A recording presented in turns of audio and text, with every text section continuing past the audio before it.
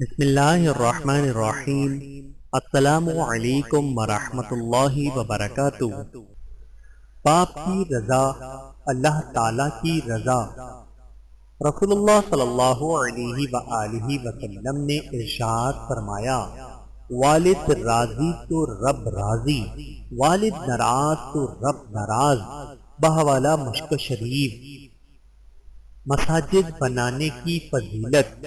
رسول اللہ صلی اللہ علیہ وآلہ وسلم نے ارشاد فرمایا، جس نے کوئی مسجد بنائی جس میں اللہ تعالیٰ کا ذکر کیا جاتا ہو تو اللہ تعالیٰ اس کے لیے جنت میں ایک گھر بنائے گا۔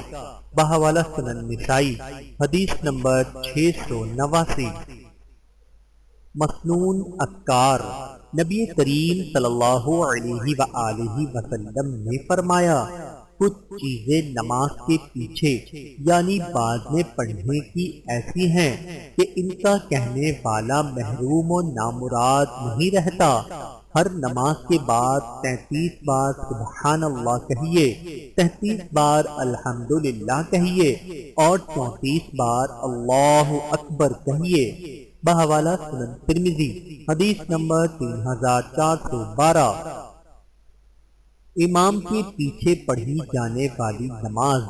رسول اللہ صلی اللہ علیہ وآلہ وسلم نے ارشاد فرمایا، امام لوگوں کو نماز پڑھاتے ہیں، پس اگر امام نے ٹھیک نماز پڑھائی تو اس کا ثواب تمہیں ملے گا، اور اگر غلطی کی تو بھی تمہاری نماز کا ثواب تم کو ملے گا اور غلطی کا وبال ان پر رہے گا۔ بحوالہ صحیح بخاری، حدیث نمبر 694۔ رسول اللہ صلی اللہ علیہ وآلہ وسلم نے ارشاد فرمایا، تم میں سے کوئی شخص پیشاب وغیرہ کو زبردستی روک کر نماز کے لیے مت آیا کرے۔ بحوالہ مسترد احمد، حدیث نمبر 22152۔ دنیا کی زندگی۔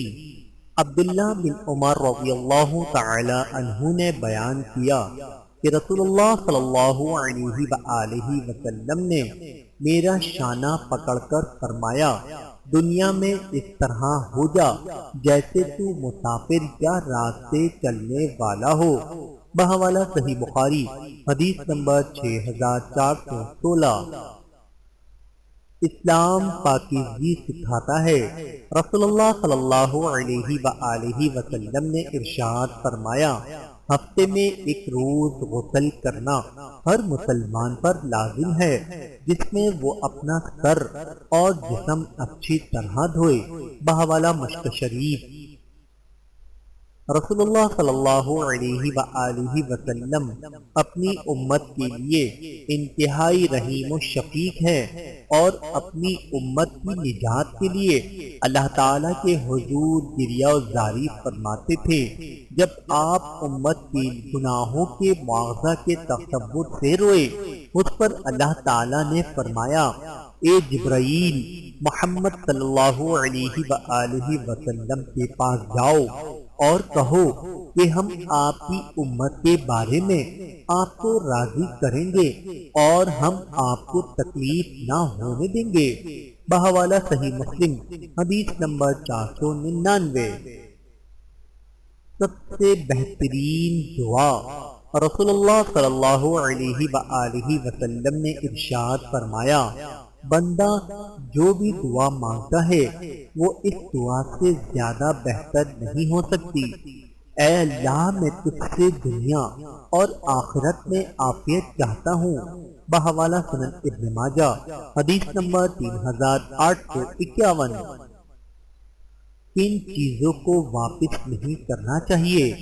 رسول اللہ صلی اللہ علیہ وآلہ وسلم نے ارشاد فرمایا، 3 چیزوں کو واپس نہ کیا جائے، تکیہ، خوشبو اور دودھ۔ بحوالہ سنن ترمذی، حدیث نمبر 2790۔ رسول اللہ صلی اللہ علیہ وآلہ وسلم نے ارشاد فرمایا، جس نے دن میں 100 بار کہا سبحان اللہ و بحمدی، اللہ کی تعریف اور اسی کی پاکی ہے، اس کے گناہ معاف کر دیے جاتے ہیں، اور سمندر کی جھاگ کے برابر ہی کیوں نہ ہو۔ بحوالہ صحیح بخاری حدیث نمبر 6405۔ لوگوں کے شر سے بچنے کی دعا۔ الہی تو مجھے جس طرح چاہے ان کے شر سے بچا لے۔ بحوالہ صحیح مسلم حدیث نمبر 7511۔ اللہ تعالیٰ سے دعا ہے کہ اللہ تعالیٰ ہم سب کو سمجھنے کی اور عمل کرنے کی توفیق عطا فرمائے۔ آمین ثم آمین۔